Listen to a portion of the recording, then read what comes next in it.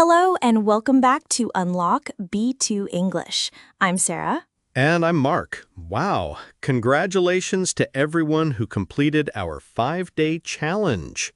It was a real game changer. We are officially in the post-challenge phase, and we're ready to tackle the real-world problems that B2 learners face. Exactly. We spent 5 days building habits. But what happens when those habits run into a classic problem? That moment when you can't remember a word and you completely freeze up. You know it, but it just won't come out. The worst feeling in the world.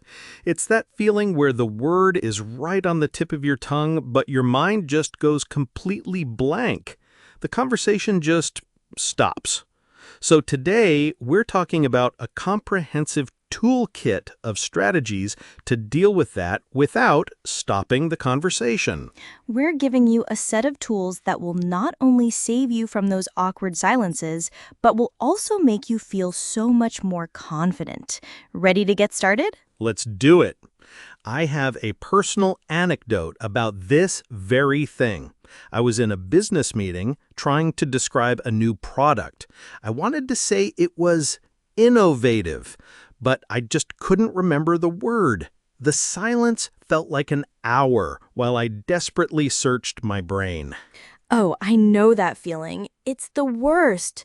Our first strategy is to describe the word. Instead of trying to force it out, just explain what it is. It's a kind of paraphrasing that keeps the conversation flowing. Right. You're creating a little verbal picture. A great phrase for this is, it's a kind of, or it's a thing that you use for. It forces you to use the vocabulary you already have, which is an amazing skill to practice. So if I've forgotten the word tongs, I could say, it's a tool you use to pick up food, especially on a grill. See how much information you can convey without the word itself? That's so much better than just a long silence.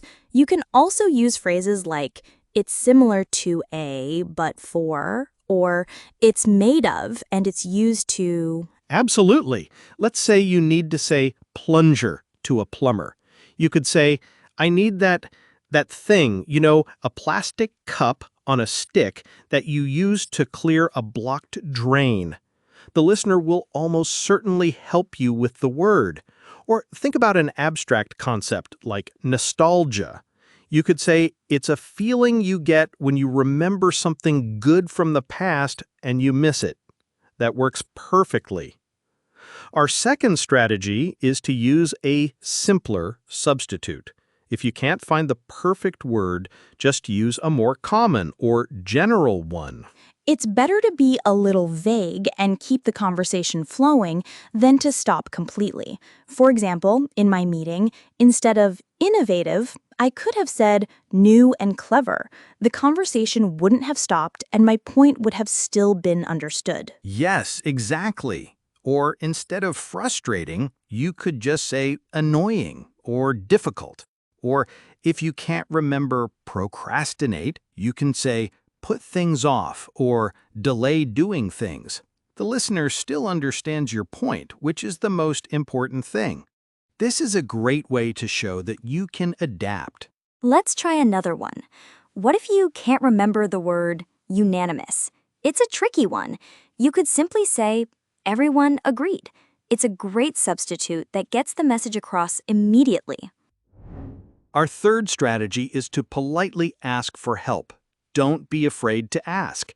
It's a sign of a strong communicator. Yes, the key is to do it in a way that's natural and not just a silent stare. You can say, what's the word for that thing that you use for? Or you can use that classic phrase, the word is on the tip of my tongue. What's it called? That's great because it shows you know the word, you just can't recall it right now. I think I'll try that next time I'm in a meeting. It saves you so much stress and keeps the conversation positive. And you can even be more specific. For example, how do you say the piece of paper the doctor gives you to get medicine? The person will immediately know you mean prescription. You're giving them a strong clue to help them help you. And finally, our last strategy connects to something we learned in day 4 of the challenge, using filler phrases to buy time. Instead of a long, awkward silence, use a filler phrase like, well, let me think, or you know. It's a natural way to pause. These give you a split second to recall the word or decide on a different strategy. So if I was trying to describe tongs, I could say, well, I need that thing, let me think. It's a tool for picking up food. It keeps the conversation alive and feels much more natural. And you can even combine them. Like, so, I was trying to cook dinner, but the pot was, it was broken. It's an organic way to navigate your thoughts in a conversation. So, the key takeaway today is that you have options. When you forget a word, you don't have to freeze. You have a full toolkit to help you. You can paraphrase, substitute, or ask for help to keep the conversation going. This skill is what truly separates a B2 speaker from a hesitant one. It's about being able to adapt and communicate even when the perfect word isn't there. So, for your challenge this week, the next time you forget a word, don't freeze. Just use one of these strategies. And make sure you note down how it felt in your speaking journal. This is such an important step in building your confidence. But if you're just starting and want to build a solid foundation of daily speaking habits, we highly recommend you go back and listen to our 5-day challenge. Yes, it's the perfect place to start. If you haven't done it yet, you'll find the entire series linked in the show notes. It will give you the essential habits you need to get to this level. Start from day 1 today. Don't forget to check out the student document for this episode for a full recap and your actionable steps for deeper practice.